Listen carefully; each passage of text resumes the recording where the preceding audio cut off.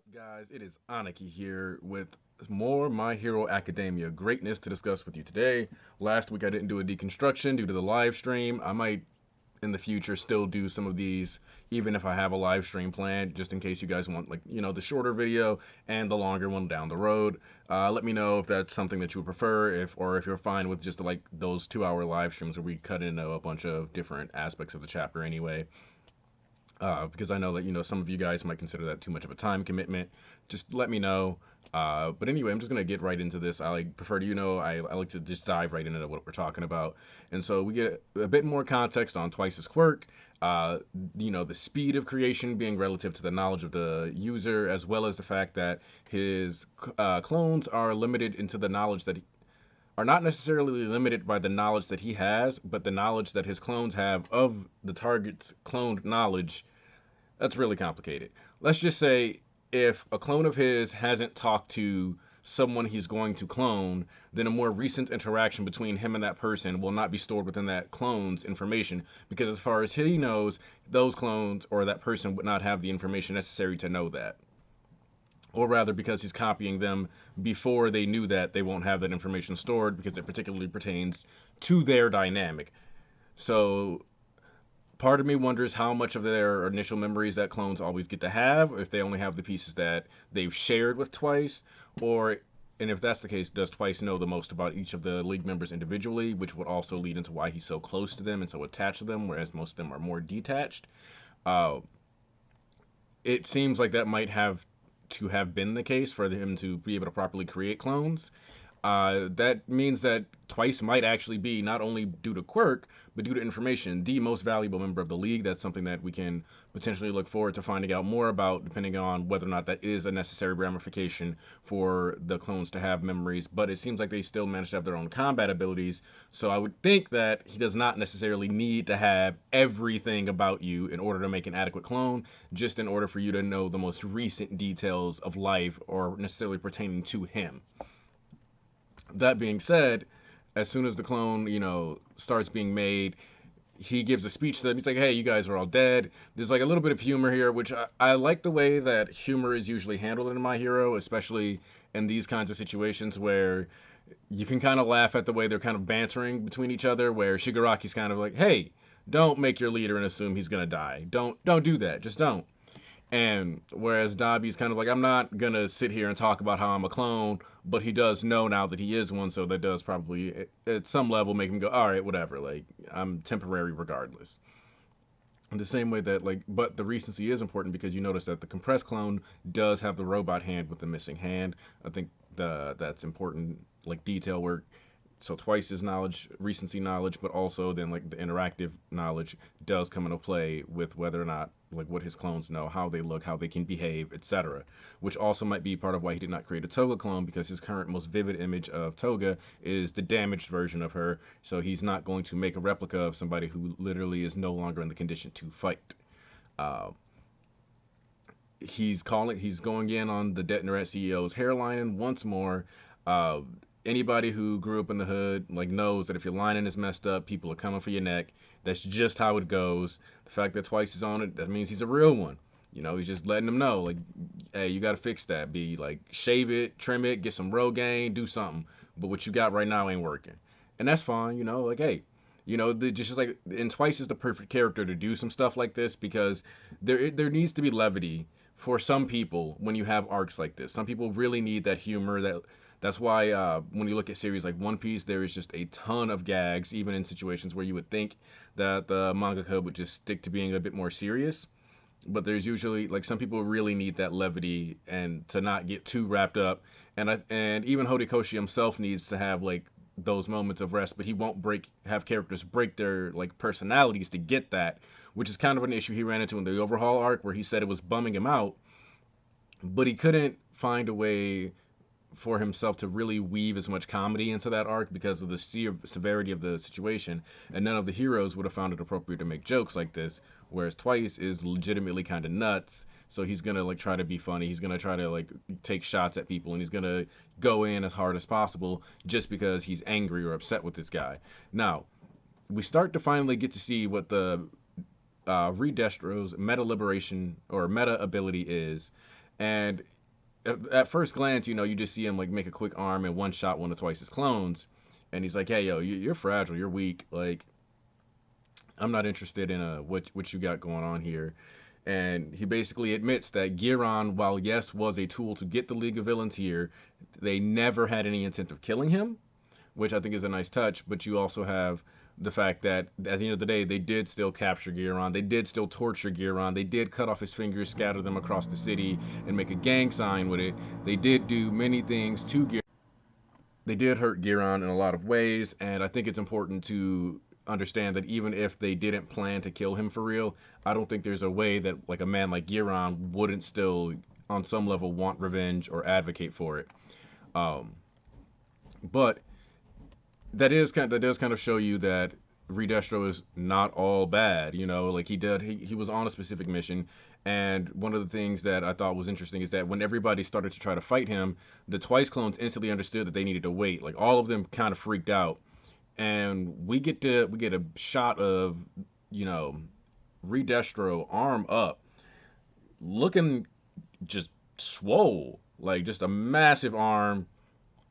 And the thing is, it makes sense that his arm can survive this. Like his suit is still functional, and it seems like he actually used it to like swing away and like create enough air distribution to disperse Dobby's flames before he revved up to smack them. And you notice in that panel his ink, his Rorschach blots.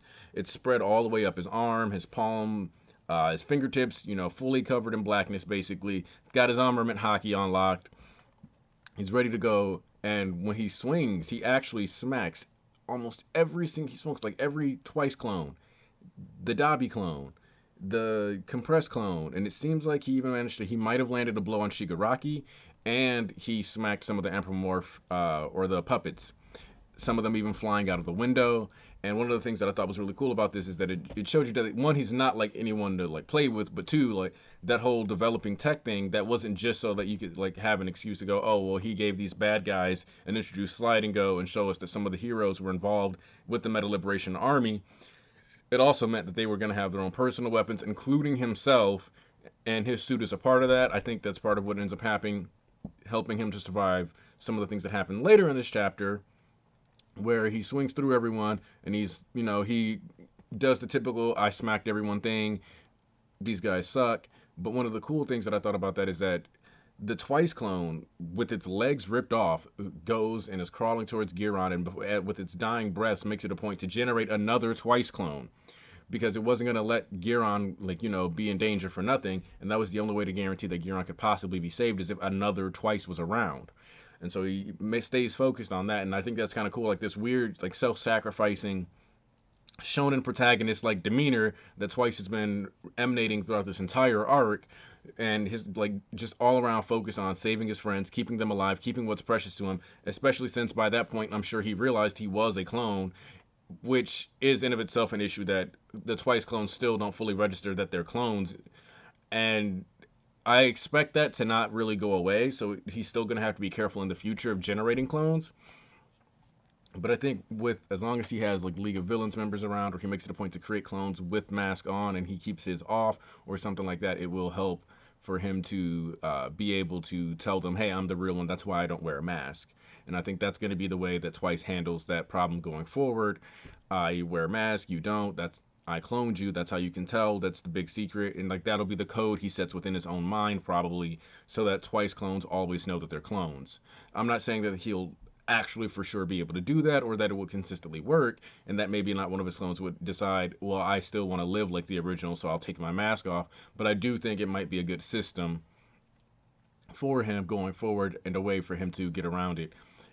Twice makes it a point to comment on the fact that he cut off the fingers on Giron's cigarette smoking hand, which confirms that Giron is right-handed, like 90% of people. That's just a small detail that I think Horikoshi decided was worth including. However, one of the things that I find interesting is that the Detnerat CEO tries to tell Twice that the emotions and the what they bring to the table, it's playing pretend, and that's not important towards what their cause is. But at the same time, the way the man is consistently put in these emotional panels with the fisheye lens attack, technique applied to the drawings, to the way that we see him cry when he kills Miyashita, the way he's always. The fact is that the only time you see those marks pop up is when he's getting angry. I don't think he's necessarily calling out twice here when he says like your emotions are unnecessary and they get in the way of the vision. I think he's also telling himself that his emotions are a burden and they get in the way of his vision, they get in the way of his ambition, and that they, though they do also amplify his quirk, which would make sense. There's a certain level of, I think, an awareness that he has like some self-hatred issues, but he also, just going forward, like he hates the fact that he's so tied to, like, he needs to be angry, he needs to be upset, he needs his emotions to do the job, even though being an emotional person is inherently dangerous and detrimental towards building a case, convincing people to follow you all the time, and like networking and staying focused and not ruining your plans. And so one of the things that I like is that Shigaraki basically calls him out and says, just because you have a big dream doesn't automatically make you great.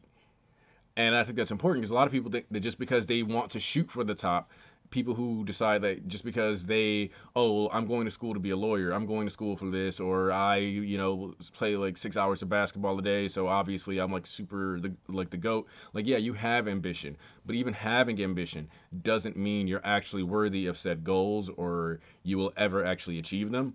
And so, he calls it a noble dream.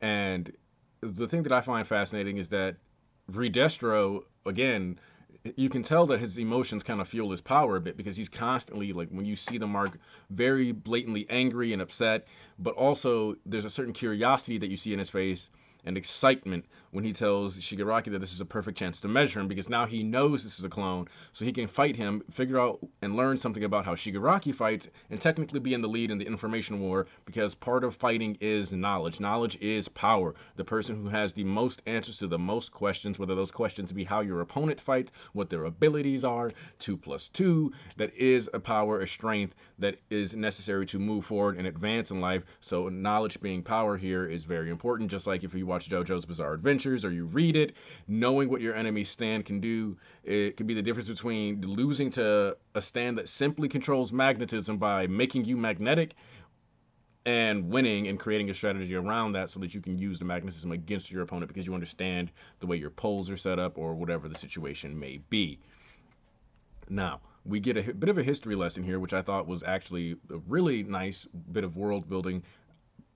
Just so you know, because I know some of you don't know this, there is far more to world building than just going to a new location and them maybe acting behaviorally different. The historical context of a world, the sociological context of a world.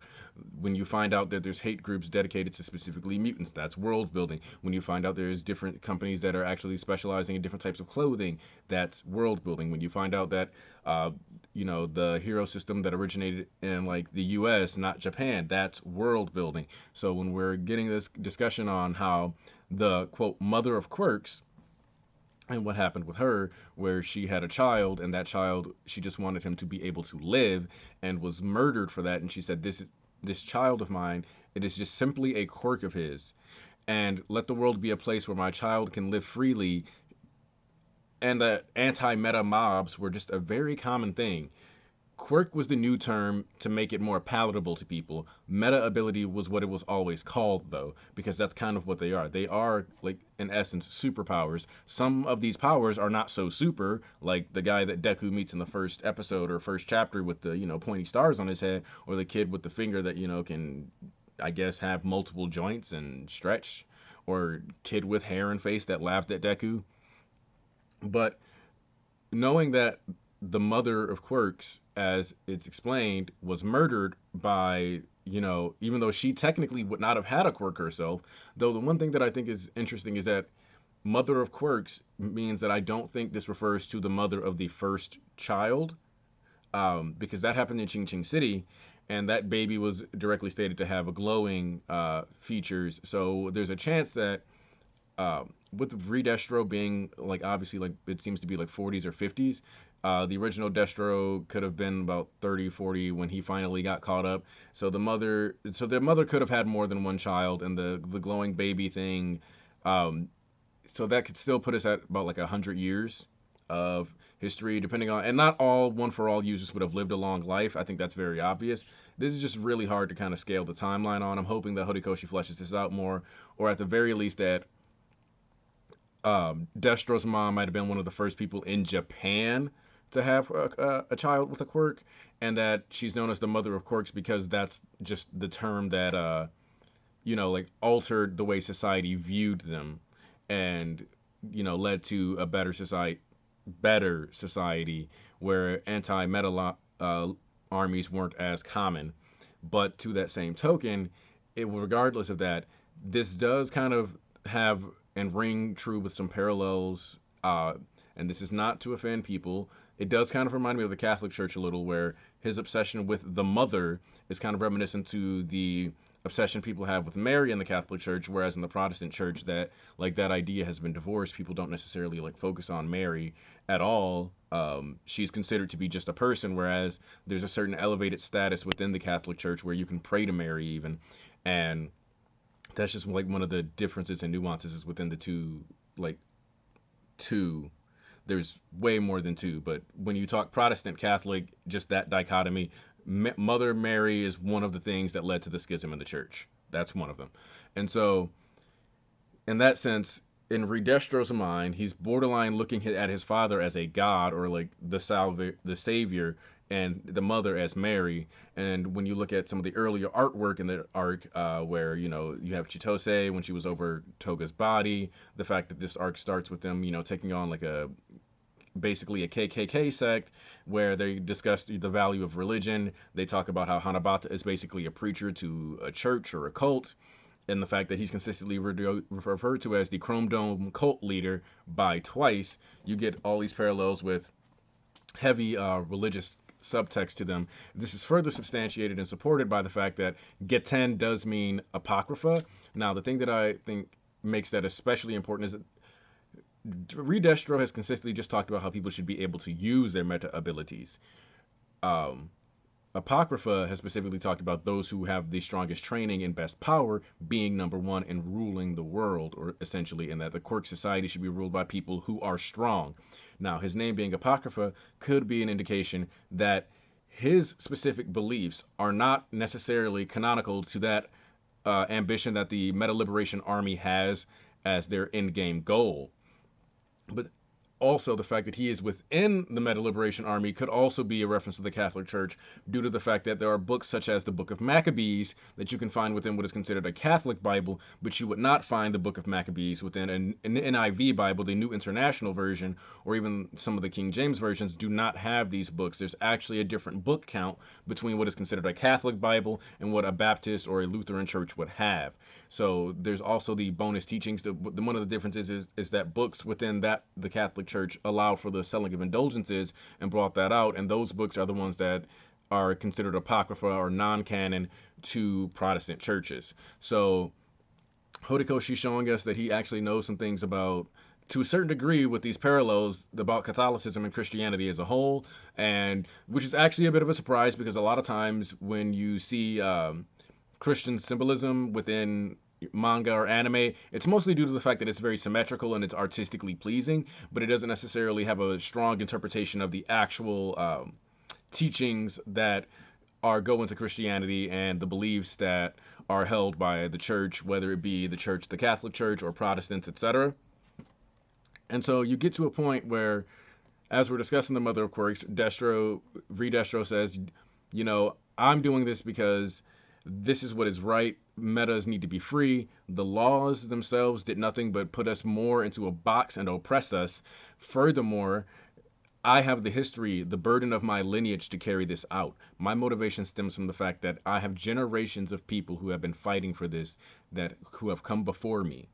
And this is interesting because it's an argument of inherited will versus the beginning of a villain learning how to take a hold of the will that he's inherited, because Shigaraki has inherited All for One's will. He is All for One's successor, as picked by him, the man who decided he looked up to the devil. So you have Redestro, who's essentially trying to be the leader of a crusade, a knight of salvation, with a god complex or a worshiping complex towards Destro and the mother of quirks. And then you have the man who's following the path of the devil coming to a head in a clash with each other here. And so he says it's an inconvenient truth that society doesn't want, that the government doesn't want society to realize that Destro is the son of the mother of Quirks. I don't know how literal this is, even with it being in the viz. It could be that Reed Destro is a bit overstating these things and overselling them, but we do not know for sure. But one of the things that I love is that once he goes on and he goes, does your pitiful gang of thugs, you guys just want to destroy things. You don't have this burden of history. And Shigaraki doesn't even bother to answer his question. Instead, what he does is he does exactly what he is. He's a leader and he gives a command to a subordinate. If you're going to save Giron, cushion him. I saw him when I was in the air out the window for a bit there. So I think this Shigaraki clone did actually get hit in that first attack, which if he did and he's still surviving, that is a way to indicate how much stronger Shigaraki has become since he was fighting Gigantomachia. I think that's actually a good DC check for him and a good way to indicate that he's actually made a lot of progress as far as what he can take. After all, while All For One listed off quirks like bones, like spear like bones, rivets, airwalk, muscle enhancement, he still got hit in his jaw by All Might and was still standing. So there's a certain level of durability I do think you can achieve within My Hero Academia just by training, just like how Kachan was able to get kneed in his face into a building and come back, just like how people get exploded and they can get up, just like how Jack the Ripper was able to get exploded in, hit with explodapult and thrown into a wall and he was fine. Just like they technically dropped a building down on Ida and Shoto and they were able to still live. Yes, it was a technically softened building, but they couldn't do anything. That's still a lot of weight to have on your body. Just because something is soft, if you have something like hundreds of pounds fall on you, it's still gonna hurt. So there is a bit to be said for the durability that seems to be indicated and hinted to at within the context of this verse.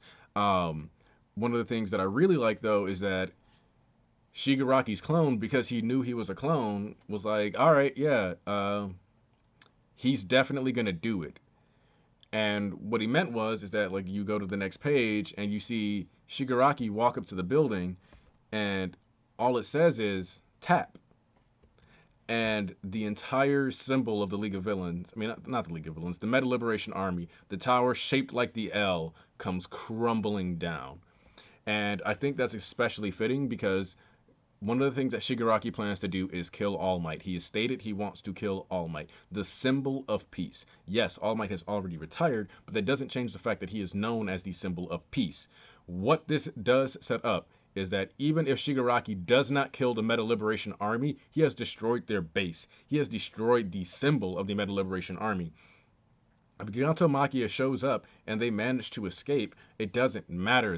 Their symbol is gone. Their tower has fallen. The people who were in Deka City who believed in them now have doubt. But it doesn't mean that they won't still carry out those same ideals and have their own sects or whatever and splinter and go into more things later on. But it does mean that by taking away the symbol in the same way that in One Piece they talk about destroying a pirate's flag being one of the worst things you can do to them, this is kind of foreshadowing. After all, at the end of the day, it was said that All Might would die after encountering a heinous villain. Now, we've seen that Shigaraki cares a lot about destroying the dreams of his, people who cross him. With Overhaul, he didn't want to kill him. Instead, he took his bullets, he took his dream, took his hand so he could never use his quirk again, but told him, you get to be a bench player from now on. The thing that Overhaul was going to use, Chisaki Kai was going to use, was going to be his Overhaul quirk to manipulate the world, lift his hands, and shape it all. He had the power to shape the world in his hands and lost that ability.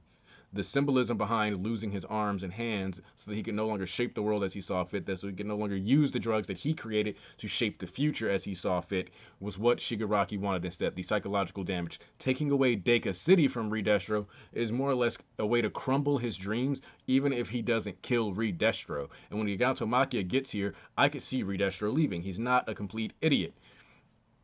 And you get the final page where you've got Shigaraki, and he's like, hey, I just made you fall from this highest floor of this building and you're still alive. That's kind of lame. And the nonchalance of it all, hey, and you can, when you look at his face closely, he's exhausted. His eyes are blackened because he's tired. There's a bit of blood on him.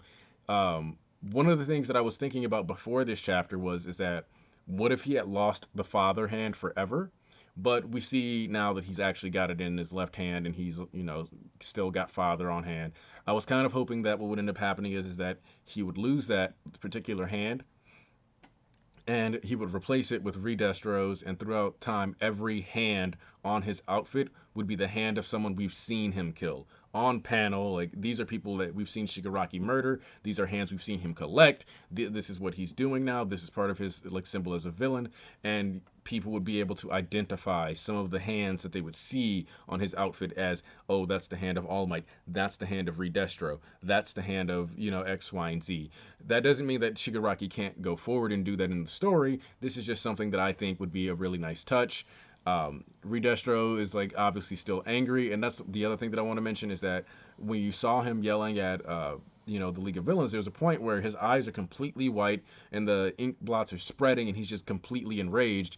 So I think that I still think that his power is fueled by emotion. I think that the angrier he gets, the stronger he becomes. Horikoshi is a Marvel Comics fan, and having a bad guy be the Hulk, but at the same time, because of the fact that he's supposed to be composed and like a controlling person with like all these like forces at play and controlling all these variables, kind of confusing the Joker and like the Green Goblin with the Hulk all into one character, like the power of the Hulk, the charisma and like energy of the Joker with the cunning and the business acumen of Norman Osborn. I do think this is like an interesting like take on the characters. A lot of people have asked me, or I've had multiple people ask me how I feel about the Meta Liberation Army living through this arc, and I'm going to just say it on record here, is that the only way that I can, from a narrative angle, kind of go, okay, this makes sense for the MLA members, Skeptic, for Redestro, for Hanabata, and them to live beyond this arc, is if they run away after Gigantomachia arrives,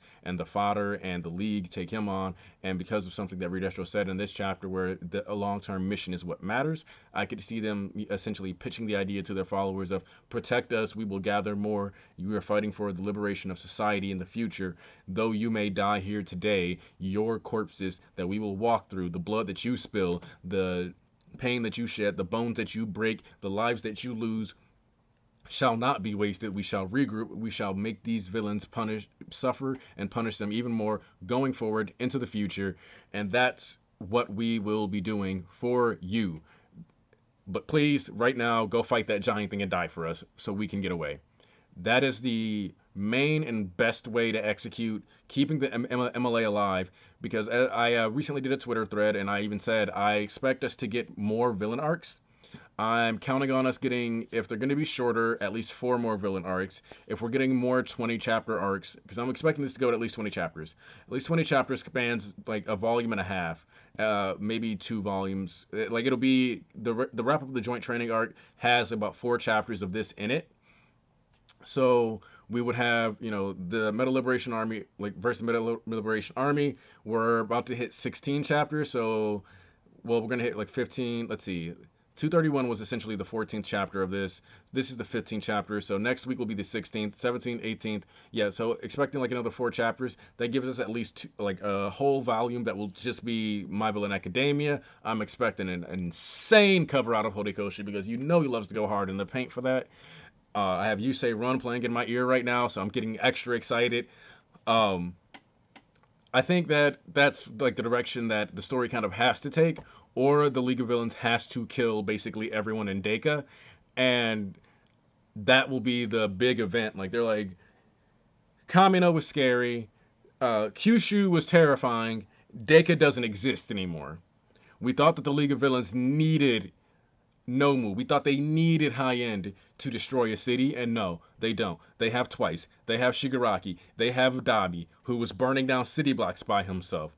Compress and Spinner, we haven't seen a lot from yet, but the thing is that we know that just because of the fact that if Toga studies someone enough, she can copy their quirk by assimilating their DNA, and they have the footage of that, they will know. They have a shapeshifter that can steal quirks. They have a dude that can burn city blocks down. They have a guy that can make himself into a 1 million man army at the drop of a dime. They have a man who can just stick his hands on buildings and crumble skyscrapers, causing deaths to many people in instants. The amount of threat factor, like, For all we know, Compress might show up and like compress a skyscraper, throw the marble in the air, undo it, and just have it drop buildings on people. We don't know like just how far. He might have even thrown a car at people in this arc and some of the recent chapters. There's a lot of room to go from here, and Spinner specifically said, "Should I do it, or what I need to do is?" So I think that we are going to get to see more of what Spinner can do, and I think the death of the League of Villains is going to be the end of the era of the League of Villains being like just a joke or a ragtag group, and the establishment of them as a genuine force within the society that will be able to make massive waves. This has been Aniki, and I'm out.